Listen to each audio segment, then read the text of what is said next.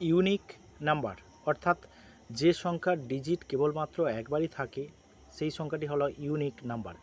প্রথমে n equal to int input enter the number, এরপরে p equal to n flag equal to 1 while p greater than 0, last number বার করার জন্য l equal to p modulus 10, r equal to p floor division 10 while r greater than 0 if l double equal to r modulus 10 colon দিয়ে flag equal to 0 break, এরপরে r equal to r floor division 10 if not flag double equal to 1 তাহলে break, p equal to p floor division 10 if flag double equal to 1 তাহলে print করবে n is unique number, else print করবে n is not unique number।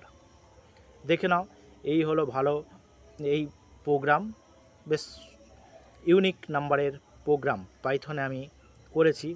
দেখে নাও ভালো করে দেখে নাও, unique নাম্বারের Python programme আমি রান করছি।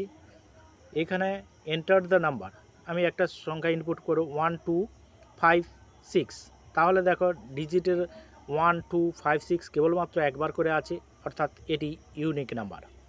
এরপরে আর একবার আমি রান করব, এন্টার দ্য নাম্বার 1 2 3 4 5 5, এখানে দেখো 5 5 ডবল, তাহলে এটা ইউনিক নাম্বার নয়, অর্থাৎ 1 2 3 4 5 5 ইজ নট ইউনিক নাম্বার, কারণ এখানে 5 5 ডবল আছে, তাহলে এটা ইউনিক নাম্বার নয়। এরপরে আমি দেখো আর একটা পদ্ধতিতে আমি ইউনিক নাম্বার চেক করছি। n equal two input enter the number, if lane set n দিয়ে double equal to lane n print করবে n is unique number, else n is not unique number.